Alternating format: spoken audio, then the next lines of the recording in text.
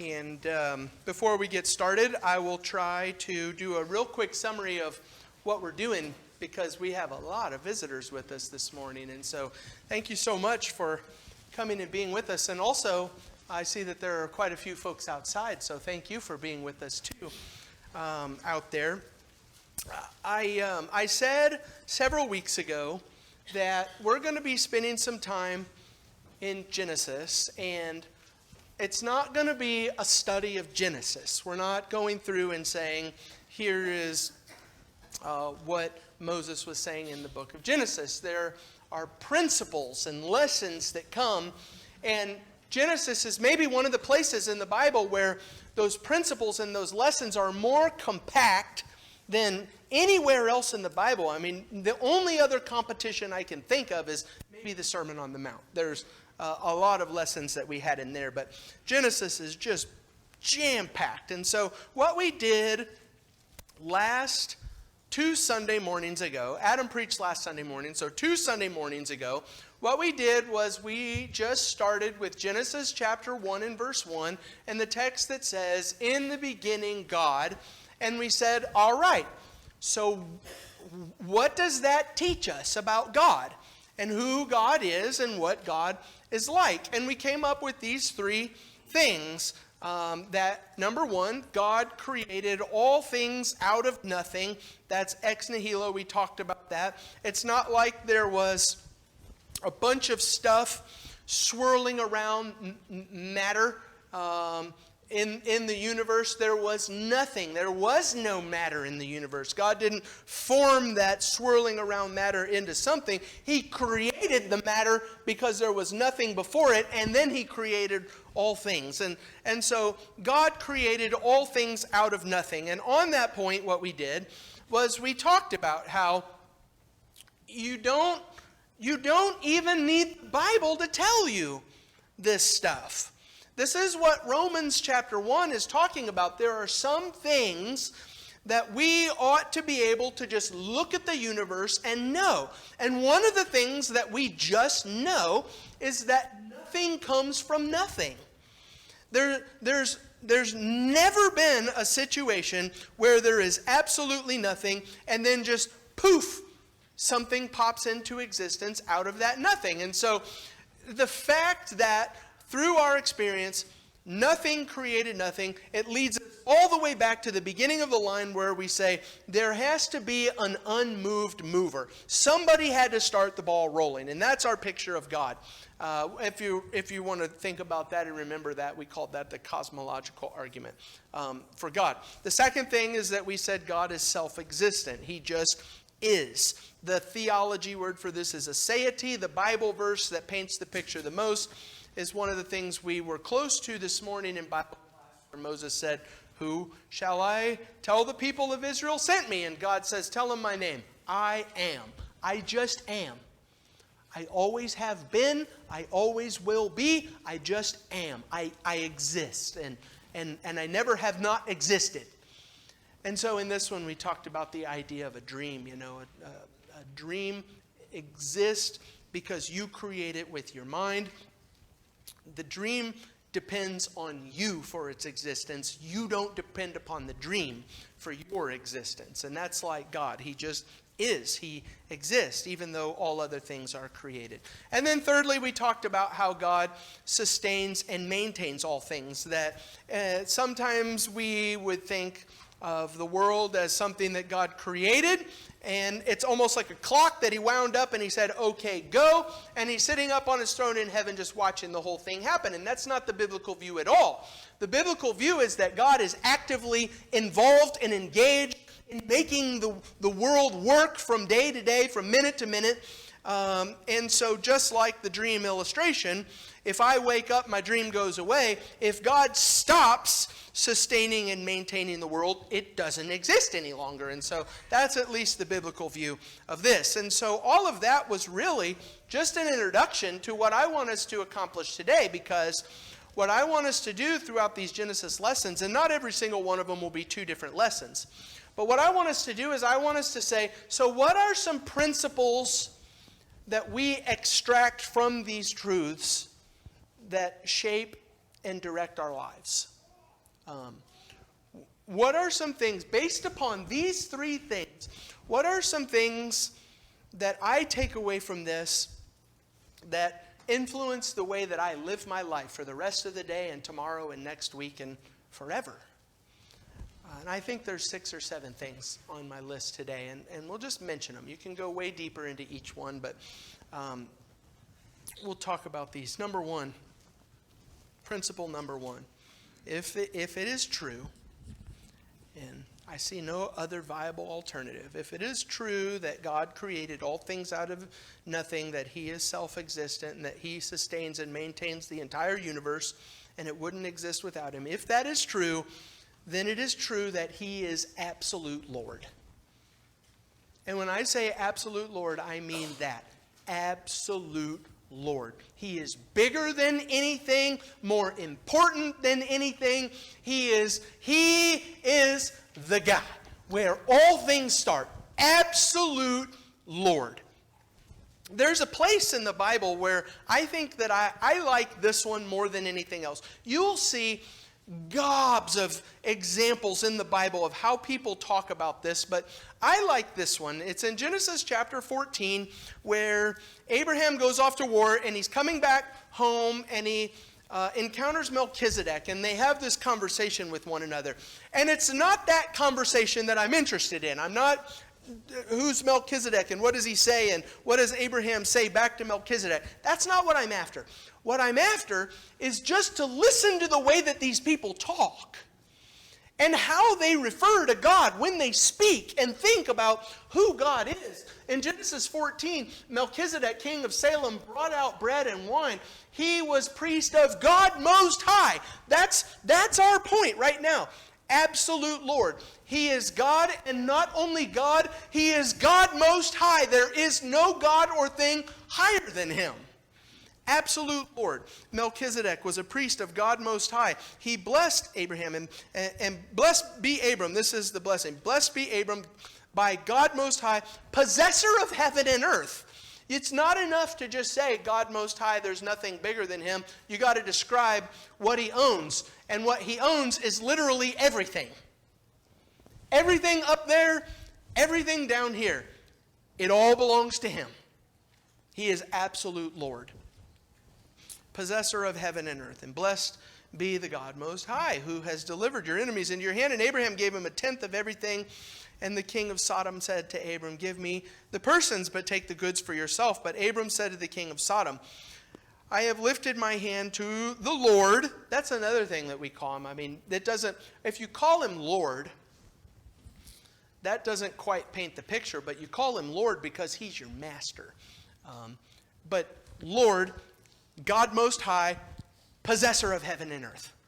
He is the complete and absolute Lord of all things. So back to the dream illustration. Imagine that, this has happened to me, incidentally. Imagine that you have a dream one night and you're asleep. And your dream says to you, while you're asleep, dreaming this dream, your dream says to you, I don't believe in you. You're worthless. I don't like you. You're a bad person. And I think that you're not real and all of this stuff. The dream says that to me. But that doesn't make it so. And the way that you demonstrate that that doesn't make it so is because when I wake up, at least this makes me feel better, that petty little dream goes away, except for my memory, but it's dead. So just because the dream says, I don't believe in God and I don't think God is absolute Lord of all things, doesn't make it so. This first point that God is absolute Lord because he is the start of all things and the sustainer and the maintainer of all things and he just exists, that point is not my truth. That point is the truth. He is absolute Lord. And that ought to change you to think about that. Maybe what you need to do is just to write it down and to sit back and to just think, okay, God did all of these things and that means he's absolute Lord. And the longer you think about it, the more you start to think to yourself, wow. I mean, the creator of all things. Wow. Just think about it. That ought to change you. This is one of the ways that it ought to change you. Number 2, if he is absolute Lord, then he ought to be our ultimate concern. There's nothing else that makes sense. If all of these things are true, to think and to know inside of my head that God is the creator of all things and that he reveals himself to me in this book and that we can know who he is, and then to say, but who cares? I'm not going to do anything about it. That just doesn't make any sense.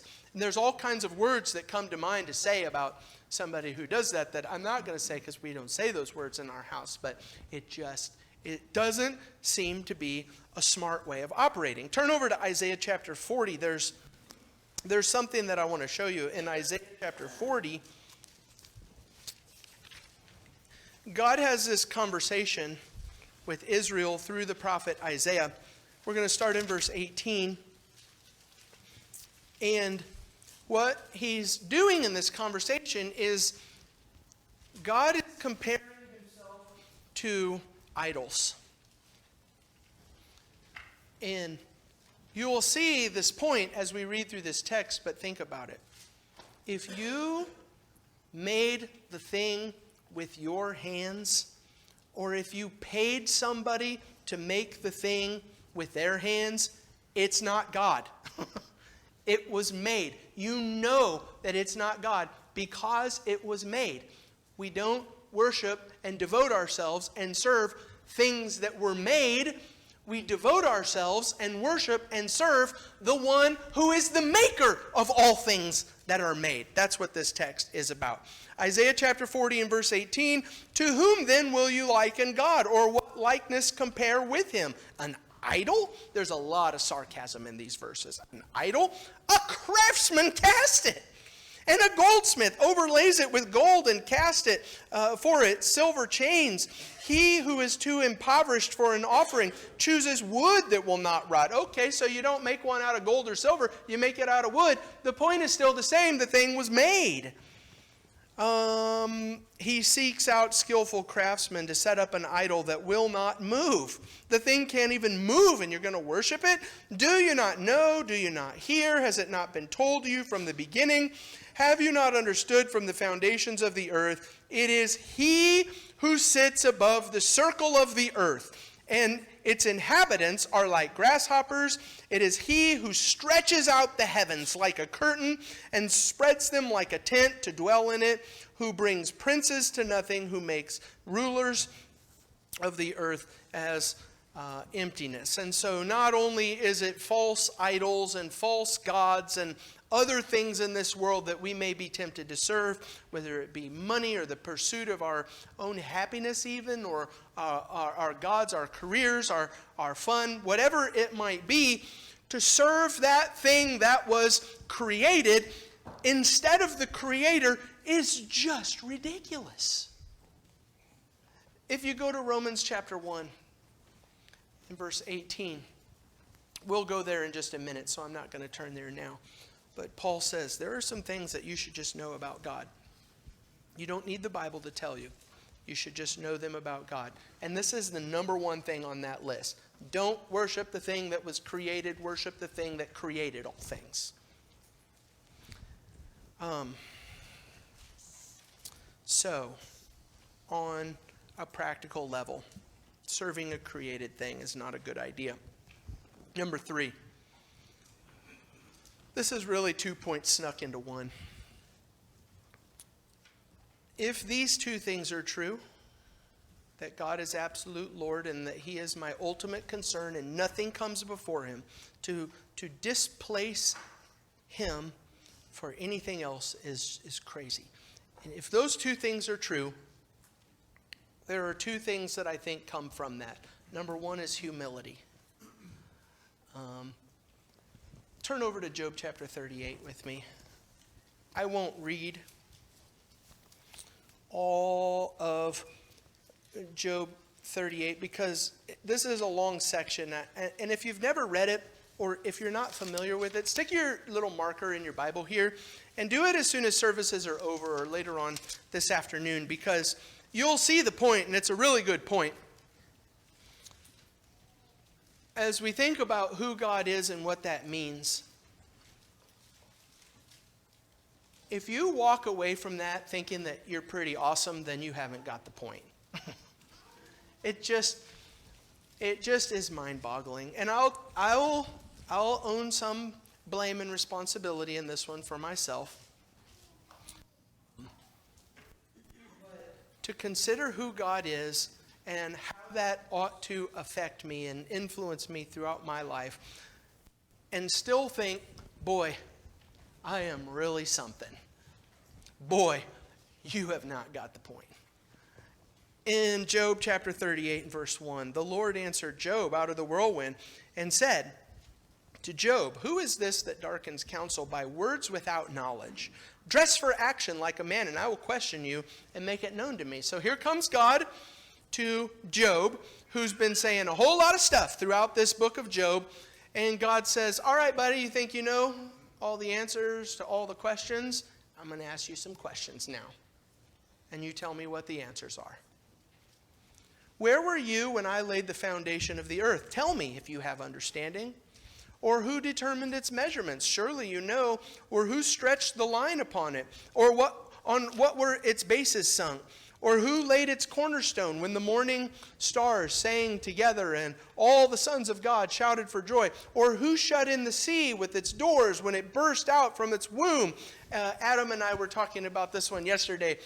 He was telling me about plates and earthquakes and all of this stuff and volcanoes. And we got onto Google Maps and we looked at the Pacific Ocean and we turned it on satellite view where you can actually see the mountains and the ridges, where God makes everything work the way that it works. And I don't know how you can look at this creation and think, God just did it. Like he knew what it was and he knew how to make it work and he did it. And we're just looking at these satellite images that are available to us now for the first time in history and thinking, wow, that is really something. And God is saying, okay, Job, you know everything. Tell me about all these. Where were you? Tell me about how the universe was made. Tell me about how the waters stay where the waters are supposed to be in verse 12. Have you commanded the morning since your days began and caused the dawn to know its place? And he just goes through the list. In chapter 39, he starts to talk about nature and how nature works. In chapter 40 and verse 1, the Lord said to Job in verse 2, "Shall a fault finder contend with the Almighty, he who argues with God? Let him answer." And Job, to his credit, responded in the only way that a person can respond to knowing who God is and what that means. In verse 3, Job answered the Lord and said, "Behold, I am of small account. What shall I answer you? I lay my hand on my mouth. I've spoken once and I will not answer twice, but I will proceed no further." Number one, takeaway. When you read this later on today, just go all the way through chapter 42. Number one, takeaway. You're not as awesome as you think you are. It's just, if you can know this about God and still walk around with your head held up like you're better than anybody else, you haven't got the point. In Proverbs chapter 6, this is where you get the lesson about the 7 deadly sins. It says these are the 6 things that God hates. Yes, 7 that are an abomination to him. Number 1 on that list, haughty eyes. Thinking that you're awesome. I think one of the main reasons why God so despises arrogance is because the root cause of arrogance is not knowing our place in relation to God. Got to have some humility, but also gratitude. Turn over to Romans chapter 1. I said that we were going to look at this in just a second ago. It's not just humility and to realize how big God is and how small I am, but to think about God as the sustainer and the one who maintains all of existence all of the time, and without it, it wouldn't exist and nothing would happen. That means that literally every single second of every single day is a miracle. is a miracle. It is an act of God from outside the natural world, stepping inside the natural world, making it happen. And if you don't wake up, born into this miracle with a mindset of, thank you, then you're not getting the point. And you can see it here in Romans chapter 1 and verse 18. The wrath of God is revealed from heaven against all ungodliness and unrighteousness of men, who by their unrighteousness suppress the truth. For what can be known about God is plain to them, because God has shown it to them. And this is how God showed us. His invisible attributes, his eternal power, his divine nature, that's what we've been talking about, have been clearly perceived ever since the creation of the world and the things that have been made. So, I'm going to say we. The text says they are without excuse. We are without excuse. For although we knew God, we did not honor him as God. And listen to the second problem. Or give thanks to him. One of the main responses that should come from us in knowing who God is and what God is like is abundant, never-ceasing thanksgiving and gratitude. I would like to, if I had more time, I would like to spend some extra time talking about this gratitude, because it seems like it's every week that in my news feed there's something that pops up from somebody, not from a religious perspective, who are saying, you want to relieve stress, you want to stop being depressed, you want to fix all of your own emotional and personal problems and all of this, keep a thankfulness journal, a gratitude journal. Like, even people in the world understand that gratitude and thanksgiving is a major part of what we're wired to be. And when we're not, then we're not doing what we're supposed to do. So, be humble. Be thankful. There are three more things that I want to talk about. And then I'll stop for today. But first, let's talk about time. Not that time. I'll stop when I stop. No, well, not that time. Let's talk about time in general, like time and space. We talked about how God started time and space. There was nothing, and then there was something. He started it. So think of it like this. This is Genesis 1:1. In the beginning, God created. So here it is. This is where it starts. And here is all time. And then at some point, according to the Bible, there's going to be an end of time. It's going to stop, where it's not going to exist anymore. And we are somewhere on this spectrum. I have no idea. I sure hope it's not right here. But we're somewhere on this spectrum of what God has created. Here is the start and the beginning. Here is the end. And this is the way that you think about God that answers a lot of questions. Imagine that God is above it all and outside of it, looking down on it. So this is completely wrong and inappropriate, but I'll put myself in the place of God for this illustration.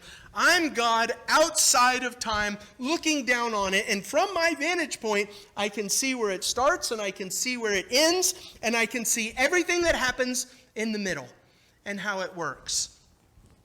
There are at least two really big questions that I think this perspective of God and time answer for us.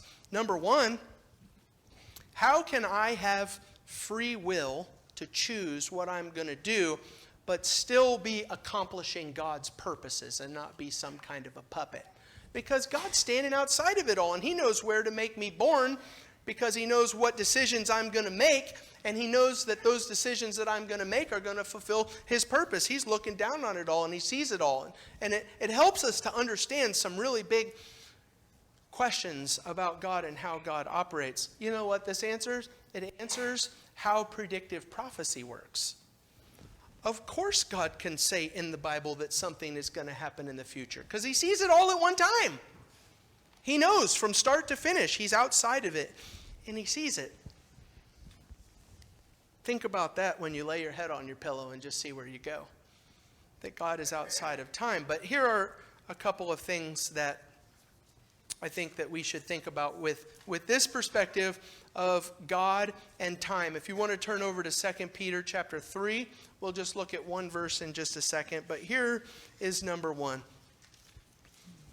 God is outside of it, and he sees it all from start to finish. He has all the time in the world. And so this morning we were talking about Abraham and how God made this promise to Abraham, but he's past the time of childbearing, and his wife is past the time of childbearing. They're 99 years old, and Abraham's asking questions about God. You made me this promise, but how are you going to do it?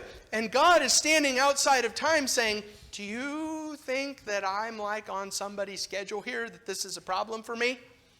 I'll do it when I'm ready to do it. Time is not a problem for him.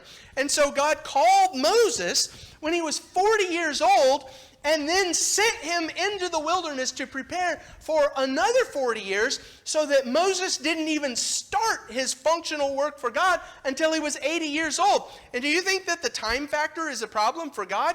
It doesn't matter for God. Here is your weekly Lord of the Rings reference.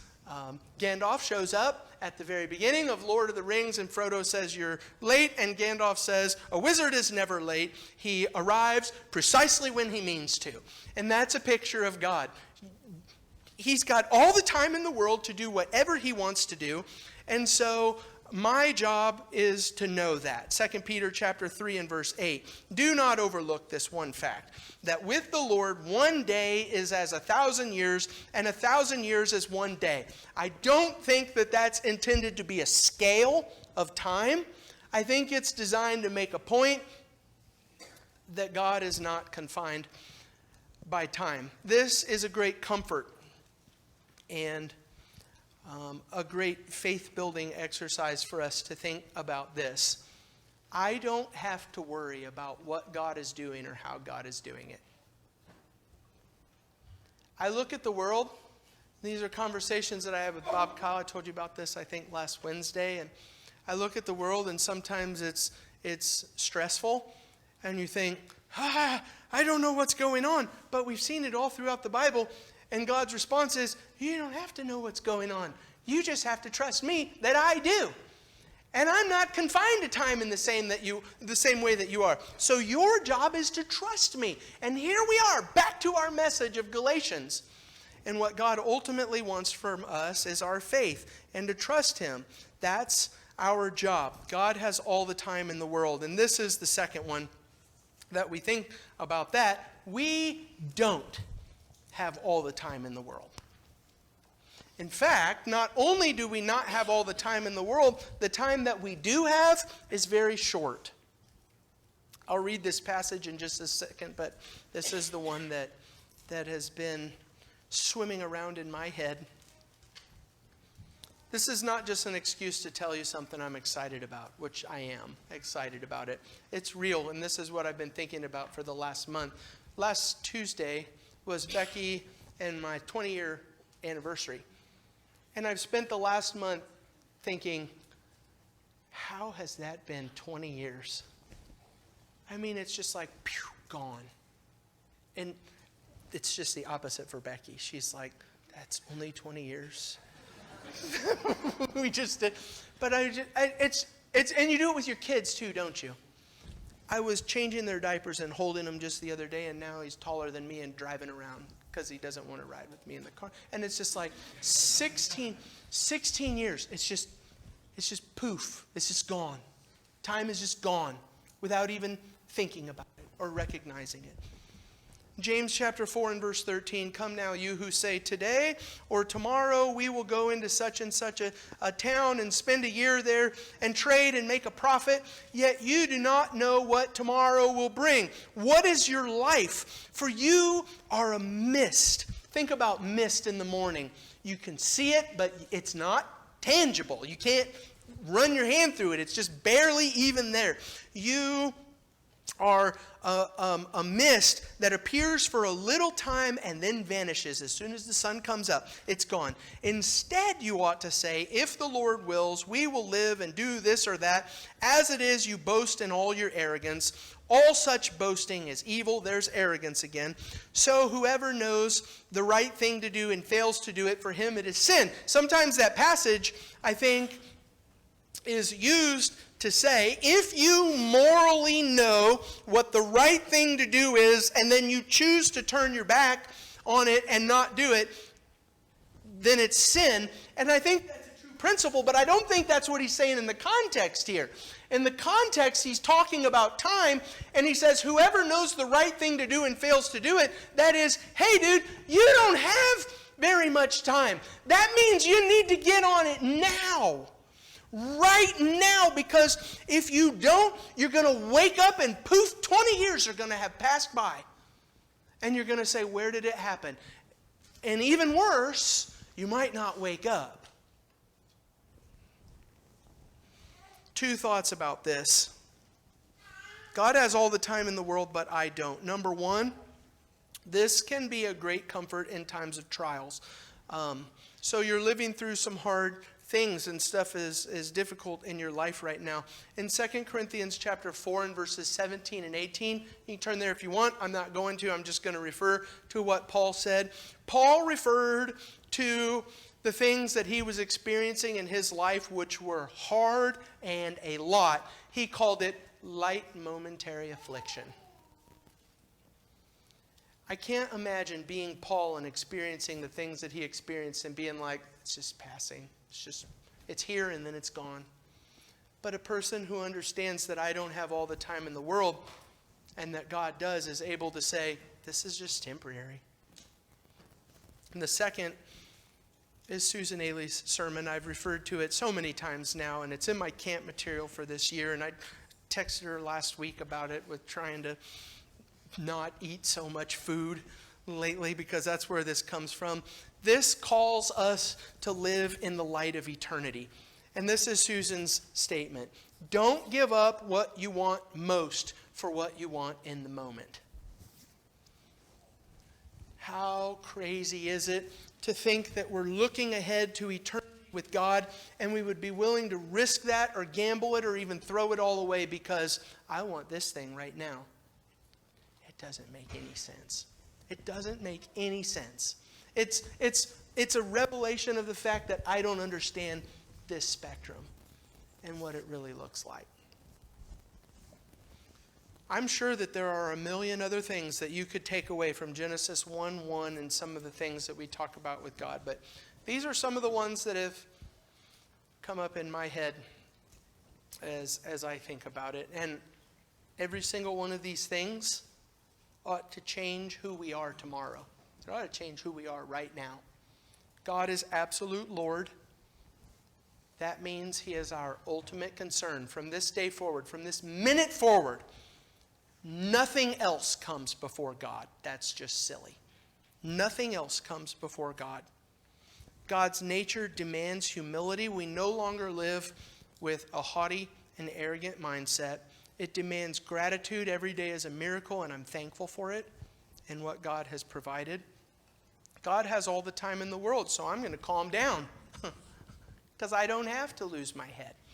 God's got it under control, and I don't have all the time in the world. So from this point in time forward, I'm going to start living my life as if I don't have all the time in the world. And the way that that starts is by becoming a Christian. If you believe that Jesus is the Son of God, He's made that possible for us. To repent of your sins and to turn away from those things that have separated us from God in the first place. To make your confession, which is what we've been talking about. To stand before a group of people and say, Jesus is Lord. It's just an acknowledgement of what we've been saying. To die to yourself and be buried in the waters of baptism. To say, I'm going to stop living for me, and for the rest of my short time on this earth, I'm going to be raised up out of that watery grave to walk in newness of life that is wholly devoted to God, where He comes first. If you want to do that today, come forward, make your needs known as together we stand and sing the invitation song.